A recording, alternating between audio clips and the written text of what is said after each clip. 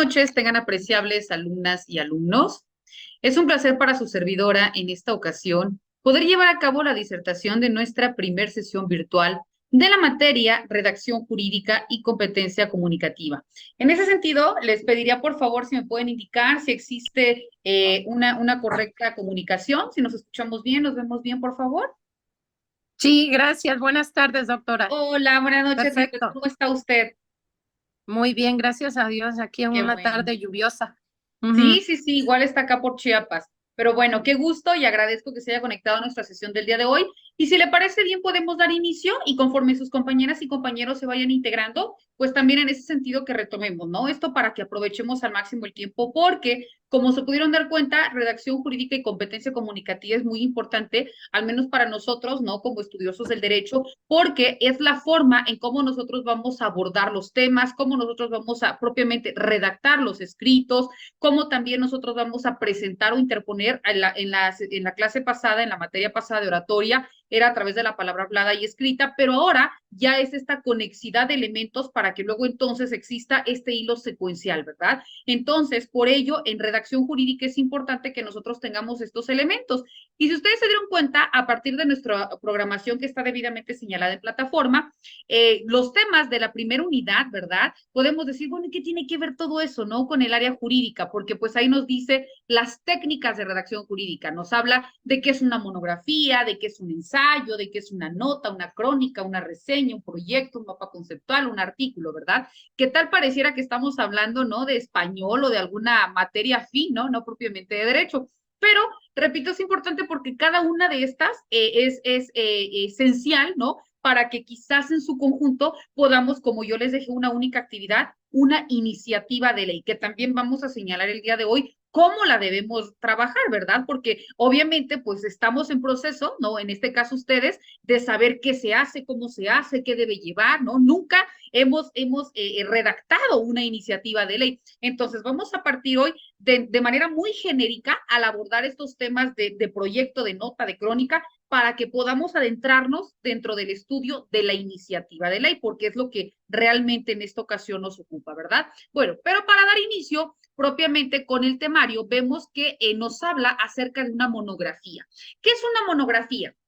Si nosotros recordamos cuando estábamos quizás en secundaria, en primaria, no lo sé, nos decían, bueno, una monografía, que es una redacción acerca de una vida de una persona, ¿no? Desde el nacimiento, lo que realiza durante todo su trayecto, hasta llegar a la muerte. Bueno, pero entonces también aquí vamos a entender a la monografía como un tipo de documento que es expositivo o explicativo. Primeros dos elementos importantes y que también lo retomamos dentro del área legal. Repito, monografía es este tipo de documento expositivo o explicativo en el que se aborda un tema de manera específica desde una o más vertientes posibles, es decir, desde la forma en que nosotros querramos adentrarnos dentro del estudio de ese fin o de ese tema en particular, viendo ya sea los pros y los contras de cada tema. Ejemplo, si yo te digo, háblame por favor, no sé, se me ocurre de, no sé, de violencia. Ah, ok.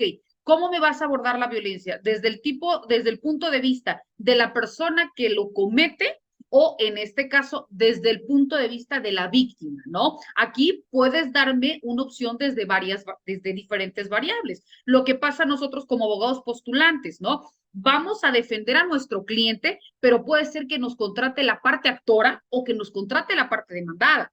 Ambos nos van a enfocar hacia una misma litis, porque es un mismo conflicto, ¿verdad?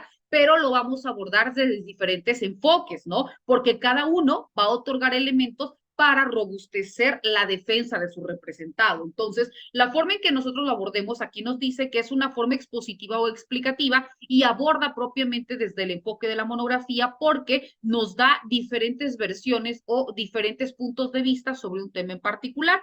También nos dice que al hablar de una monografía podemos nosotros consultar diferentes fuentes y también diferente material de apoyo. Es decir, podemos robustecernos de todos aquellos elementos que quizás tenemos a la mano, como nosotros en nuestro caso, si lo aterrizamos dentro del campo legal, puede ser a través de todos aquellos medios probatorios, ¿no? Como imágenes en teléfonos celulares, como videograbaciones, como quizás a través de, no sé, testimoniales, ¿verdad? Son fuentes extrañas o fuentes externas a la litis, pero que inciden de manera particular dentro de los elementos que nos van a poder robustecer lo que nosotros tratamos de demostrar hacia nuestra autoridad, ¿verdad? Entonces, aquí todo esto es importante, ¿por qué? Porque nos hace abordar un tema, pues, de una manera más amplia, nos da mayores elementos para afirmar un dicho. Por eso, también cuando hablamos de una monografía, nos dice que esta presenta características. Dentro de las características más importantes se citan a 4. ¿Cuáles son estas características?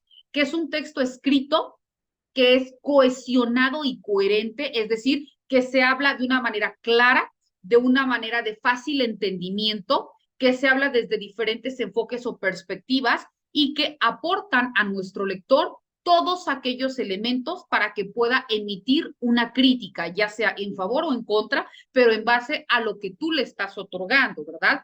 Otro elemento o característica de la monografía es que posee un carácter sistemático y que puede ser estructurado en una o en distintas partes. Cuando hablamos de una característica sistemática, ya lo retomábamos dentro de los métodos de investigación sistemático, que lleva un orden secuencial, ¿verdad? Primero el 1, el 2 y el 3, es decir, primero va el proemio, luego va la narrativa de hechos, luego van los medios probatorios, después tu fundamentación, por consiguiente tus puntos petitorios y al finalizar, ¿qué cosa?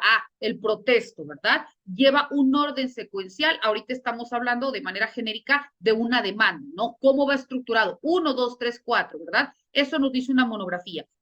También cuando hablamos de otra característica de la monografía, nos dice que incluye referencias bibliográficas o tipo de la fuente de información donde tú estás citando tu dicho. ¿Para qué? Para que pueda en un momento dado ser autentificable o ser objeto de validación. Y por último, nos dice que tiene una exposición en cuanto extensa, es decir, puede ser abordado desde diferente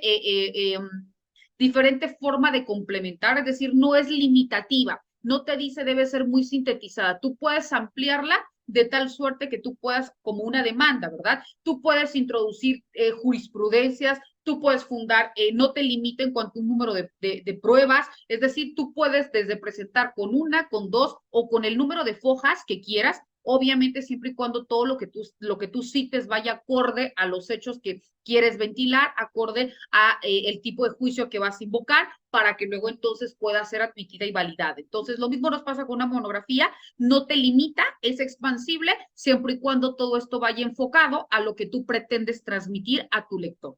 Existen diferentes tipos de monografías, que generalmente son 3. Existe la monografía de compilación, existe la monografía de investigación y existe la monografía de análisis experimental. Cuando hablamos de una monografía de compilación, nos dice que esta reúne principales textos o aportes existentes sobre un tema, ya sea como una síntesis, como una compilación de ideas, etcétera. Por eso es compilación, porque trata de recabar información desde diferentes autores o desde diferentes tesis o de diferentes enfoques para que todos ellos lo apliquen dentro de un mismo sentido. Por ejemplo, si nosotros lo abocamos dentro de nuestra iniciativa de ley, de manera inmediata vamos a hablar de una monografía de compilación y te explico por qué.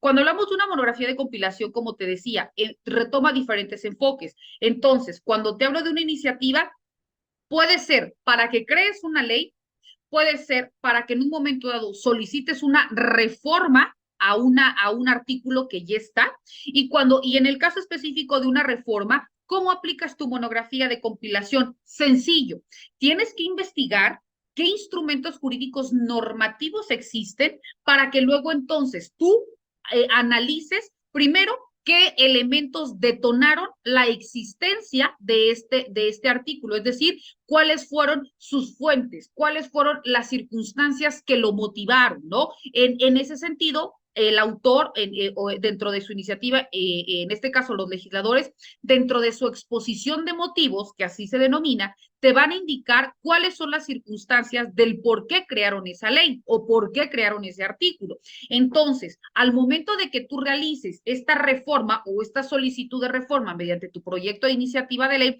tú tienes que decir cuáles son los posibles vacíos o lagunas jurídicas que en ese momento presenta la ley.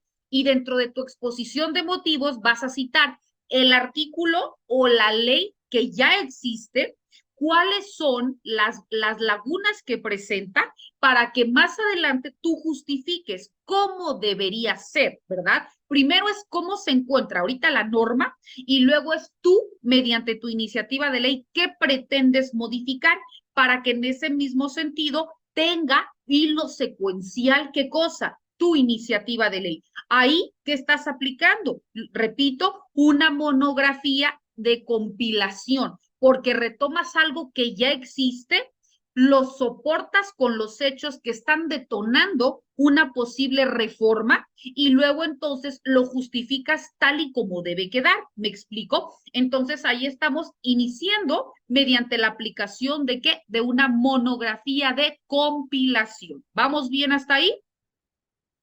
¿Sí? Perfecto. Ahora bien, existe otra monografía, que es la monografía de investigación. Cuando hablamos de una monografía de investigación, nos dice que esta se va a adecuar primero en partir del experimento y luego entonces llegar a todos aquellos elementos que la propia ciencia ya ha utilizado para otorgarle esta validación, es decir, que ya ha sido justificada. Y por eso cuenta con un marco teórico y con una bibliografía. Si nosotros retomamos, ¿no?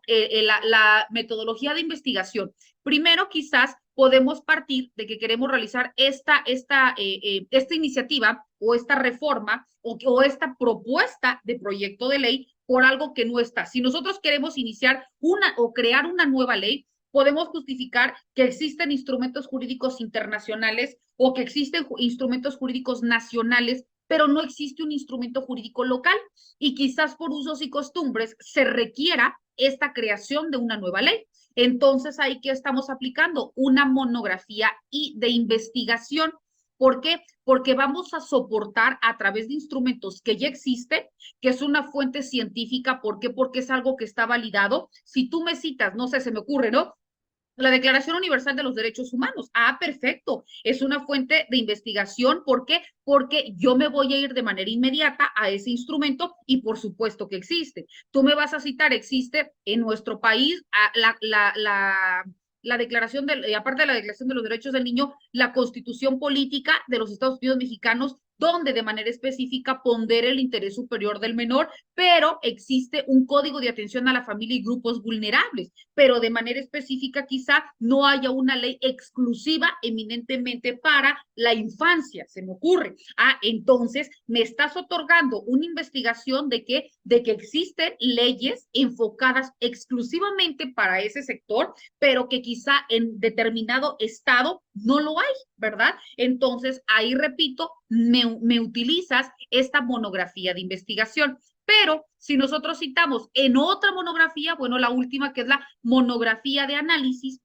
o también denominada monografía experimental, es aquella que corresponde a una forma de validación, por eso es no narrativa, porque es expositiva, es donde tú explicas de manera detallada a partir de elementos que no han sido probados, pero que tú pretendes validar. ¿Por qué? Porque por eso estás presentando una iniciativa. Es decir, puede ser que no exista ninguna ley en ese sentido, ningún instrumento, ninguna norma, pero quizá tú determinas que existen elementos actuales que están detonando una desestabilidad social y luego entonces el Estado es omiso. Entonces tú dices, bueno, existen estas irregularidades, no hay una norma y en base a esto que no ha sido probado, pero que a mí me detona esta inquietud, probablemente se pueda regular y se pueda ponderar una paz social, ¿no? Por esto y por esto y por esto y por esto, en base a esto, dentro de tu exposición de motivos, tú vas a citar qué es lo que está detonando que llegues a esta presentación de qué, de iniciativa de ley. Por eso es expositiva o es analítica, porque emana de cómo tú transmites este estado de necesidad que no existe, que tampoco ha sido probado, pero que sí está generando un caos social, ¿verdad? Por eso tú quieres regular en ese sentido. Ahora bien, eso en cuanto a una monografía, pero también nos dice un ensayo. Cuando hablamos de un ensayo, ¿qué es un ensayo? Es un texto o es un tipo de texto escrito en prosa. Generalmente se denomina como expositivo argumentativo. ¿Por qué? Porque es aquel en donde tú como lector, al momento de que haces uso de la información que en este caso el investigador o el creador del artículo lo está realizando, pues te va llevando de la mano a tratar de validar esa información. Por eso te hace reflexionar, te hace evaluar lo que te están transmitiendo y que también te centra en una forma de análisis del tema, porque puedes ir en contra o puedes ir a favor del texto que te están presentando. Por eso es un ensayo, ¿no? Aquí por eso recuerden cuando a veces yo les digo, elaboren un ensayo. Un ensayo es, tú me vas a plantear el tema que tú quieres decir con tus propios argumentos para que yo, lectora, al momento que estoy llevando a cabo la disertación de tu obra, yo diga, coincido con Lisbeth en estos puntos, difiero en esto y esto, en base a esto es una crítica, es una probable forma de reflexión de lo que tú me estás sometiendo a consideración, porque no es un copiar-pegar de otra obra o de otras obras de otros autores. El ensayo es de los temas o del tema que están abordando, tú vas a hacerte llegar de esa información, pero en base a todo ese cúmulo de información que tienes, vas a presentar lo que tú interpretas y vas a abonar con tus puntos que validan lo que tú me estás transmitiendo. Por ello se dice que el ensayo parte directamente de lo que tú, como Lisbeth, me estás transmitiendo en tu escrito. Eso es un ensayo.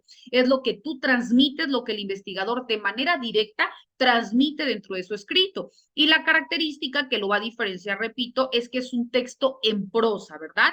Aquí también cuando nosotros hablemos del ensayo, este también presenta características. ¿Cuáles son estas? Repito, el primero es que es un texto escrito en prosa. Segundo, que tiene como finalidad exponer un tema o explicar un punto de vista. También nos dice que debe ser, una de las características es que debe ser directo, concreto y no debe ser amplio. Primer diferenciación con la monografía. La monografía te da opción a que tú te expandas de la forma en que tú quieras. El ensayo te dice que debe ser muy, muy crítico, muy directo, pero eso sí, debe ser claro, ¿verdad? Por eso, si se dan cuenta, cuando en ocasiones yo les pido un ensayo, les manejo teniendo como máximo 5 cuartillas, ¿no? Porque a veces me ponen más, bueno, yo no soy muy de decir, se pasaron, ya no les tomo en cuenta, pero retomemos que una de las características de un ensayo es que no es muy amplio,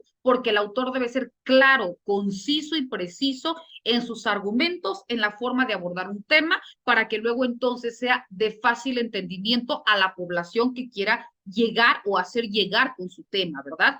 También otra de las características nos dice que al hablar del ensayo se aboca a disciplinas en particular, como política, economía, filosofía, literatura, derecho, etcétera, ¿verdad?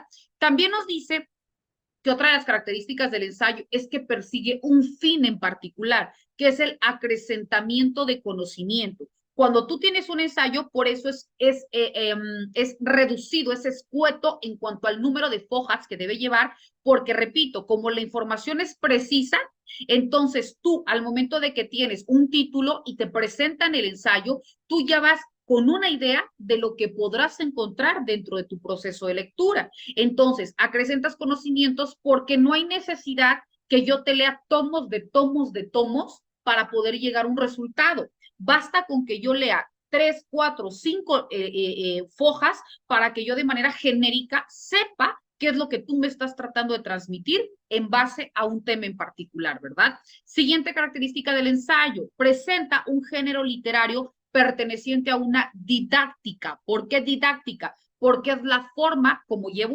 un escrito en prosa, te maneja una forma en que tú debes redactar, pero también una forma de, técnicamente hablando, de presentarlo, porque si no deja de ser prosa y deja de ser ensayo y se puede convertir en una síntesis, en un resumen, ¿verdad? Deja o pierde esa esencia que lo diferencia. También nos dice que es una forma flexible. ¿Por qué? Porque aquí va cada individuo le va a imprimir su sello particular. Cuando yo les digo que me realicen un ensayo y les doy determinado tema, aunque es el mismo tema, no es la misma forma en que lo va a interpretar Lisbeth, en que lo va a interpretar Erika o en que lo va a interpretar María Catalina.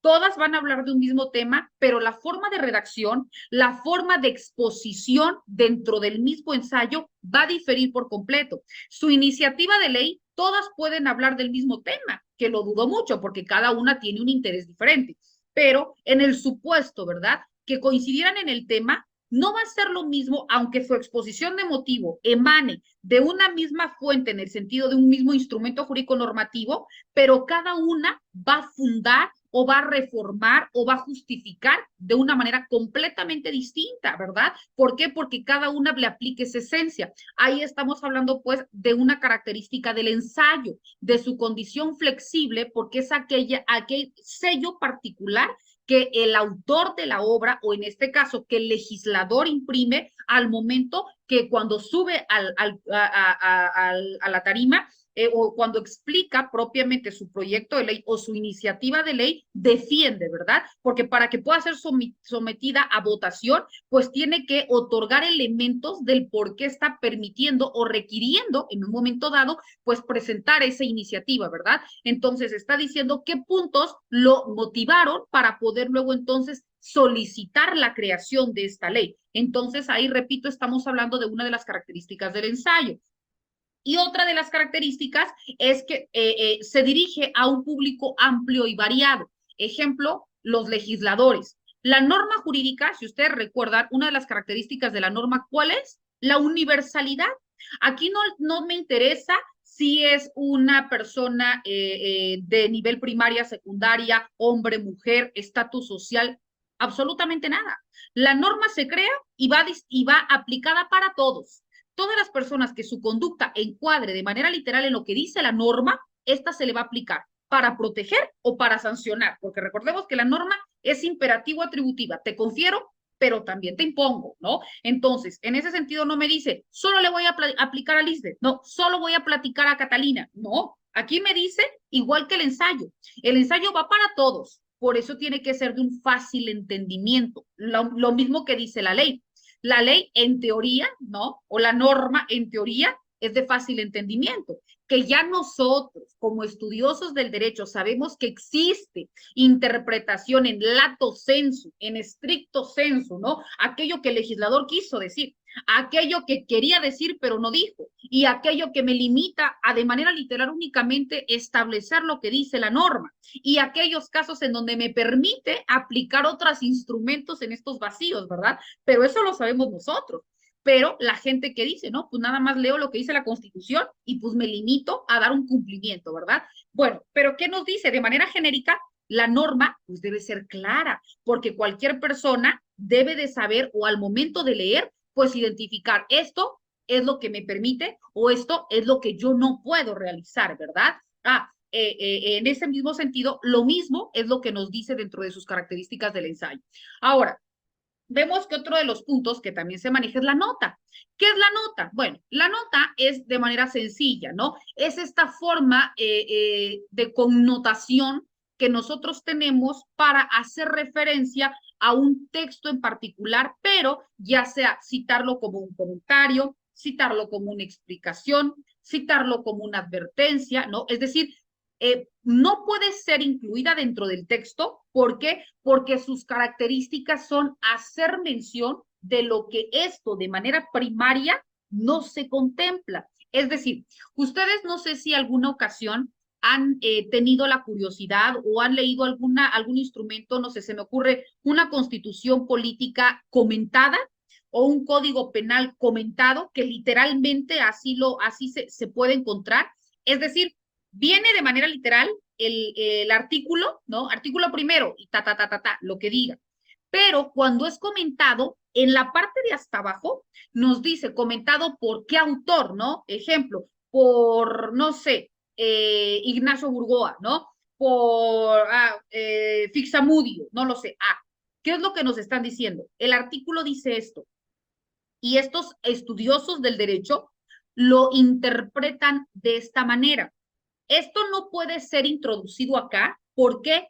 Porque el texto mismo tiene una validez y la nota son cuestiones ya sea del mismo autor que lo crea, pero que da como entendimiento de lo que dice, o por el contrario, de un autor completamente ajeno que interpreta la obra que el primero quiso decir. O más fácil, cuando nosotros leemos una obra, ¿no? Se dan cuenta que a veces vienen las notas al pie o los pies de página, ¿verdad? Ah, por ejemplo, arriba te dice, no sé, se me ocurre jus cogens, ¿no? No sé, el usufructo. Ah, ok. Para cualquier persona que está leyendo, que es estudioso del derecho, sabe el significado de estas palabras. Pero qué tal que está iniciando dentro de la carrera del derecho y desconoce muchos términos jurídicos. Entonces puede ser que ese mismo autor de la obra, pum, esto hasta incluso te lo puede marcar en negrita o en cursiva o qué sé yo, y le pone el número 1. Y hasta abajo le vuelve a poner el número 1 y te dice usufructo, el uso, goce y disfrute de la cosa. Ah, ya te está diciendo y te manda el número 1 y tú regresas dentro de tu lectura. No lo puede poner ahí porque perdería el sentido o la esencia de la idea que el autor quiere decir. Y por eso lo maneja de una forma aislada para que quien está leyendo, si no lo entiende, al momento de leerlo, ya continúe teniendo el hilo secuencial de la lectura. Por eso se dice que no lo insertan de manera literal dentro del texto, porque pierde sentido, ¿no? La obra, pero sí te lo señala como una forma accesoria a la obra para que tú puedas hacerte llegar de esa información. Ahí se dan cuenta, pues, que eso es una nota y que también la nota nosotros la podemos tener o la podemos citar dentro de algún escrito, en este caso, ya sea dentro de nuestra iniciativa o dentro de nuestro proyecto o dentro de cualquier otro elemento que, repito, nosotros querramos validar o querramos justificar, ¿verdad? Ahora, vamos con el siguiente punto, que es la crónica. La crónica nos dice que es una forma de narración, por eso es crónica, porque esta es aquella donde te va a llevar de manera secuencial a una forma de hechos o a una serie de hechos que se van realizando o que se realizaron dentro de un término, que van en un espacio, en una forma cronológica y que luego entonces tienen alguna relevancia o son objeto de un interés. Esto también te lo cito de manera específica que puede presentarse dentro de tu iniciativa de ley, ¿no? Un ejemplo, si ustedes, repito, dentro de tu iniciativa de ley, tú quieres citar, no sé, la pensión alimenticia, ¿no? Pensión alimenticia ya está regulada, la pensión alimenticia existe jurisprudencias al respecto, etcétera.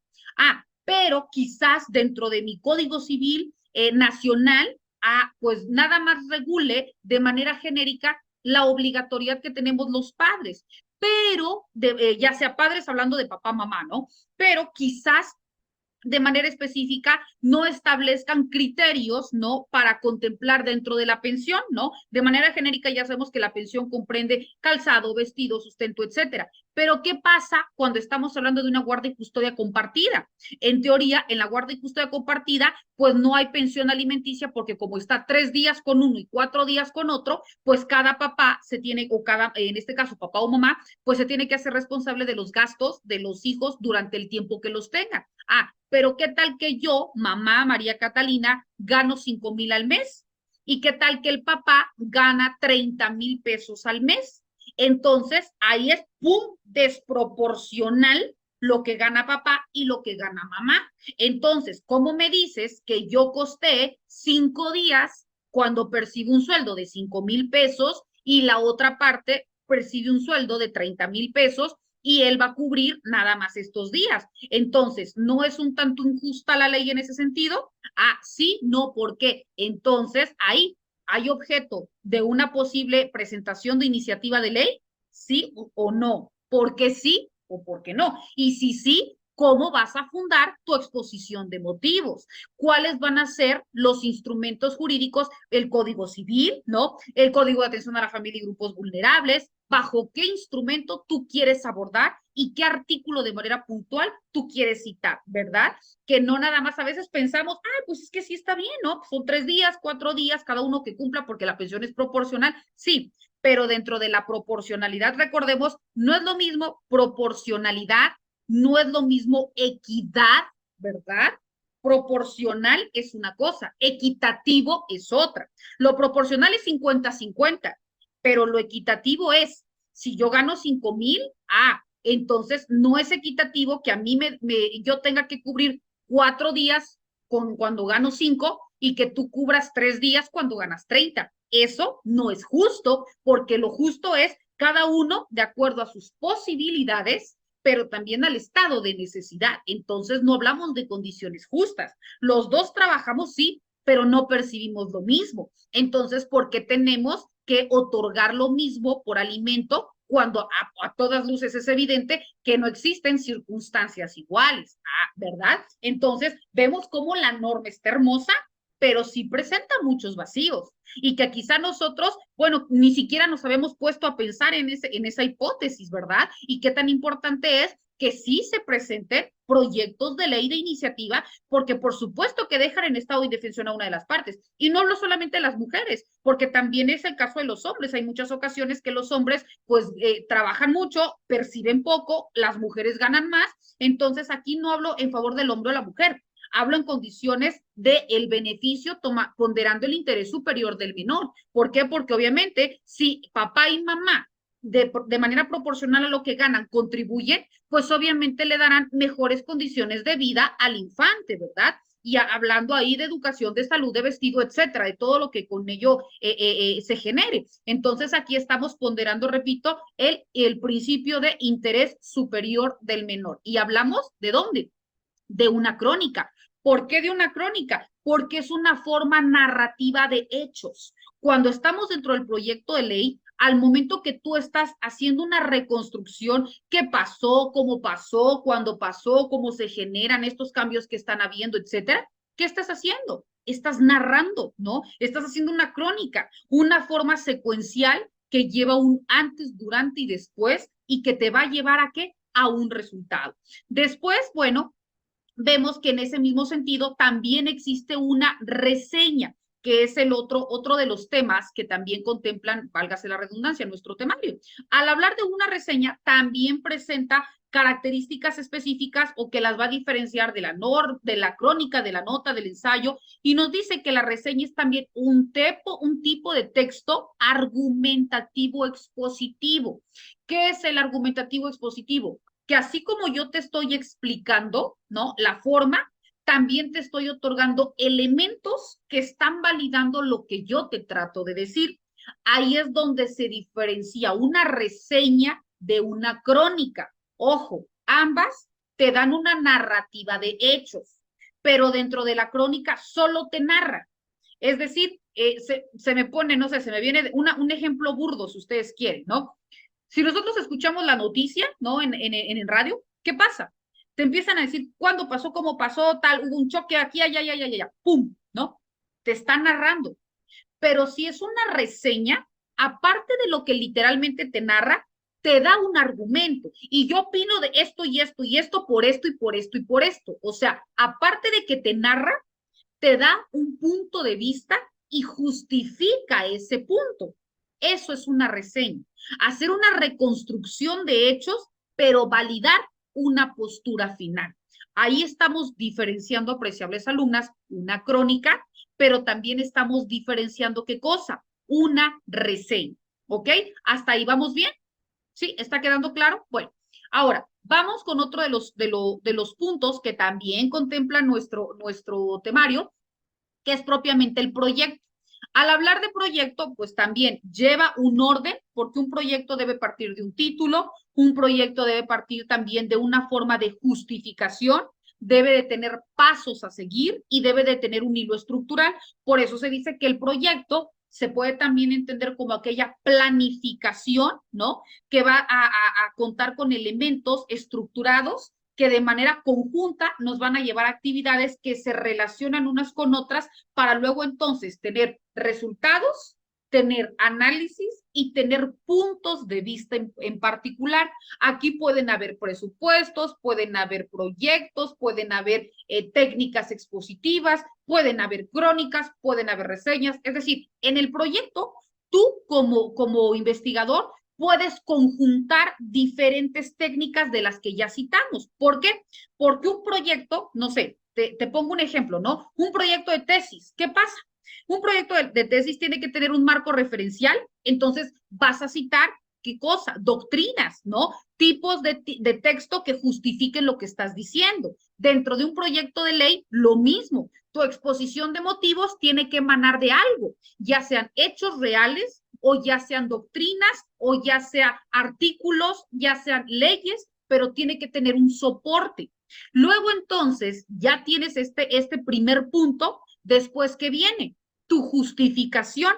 ¿Por qué esto te lleva a esto? Es decir, ¿qué es lo que ya existe y qué es lo que está generando una desestabilidad?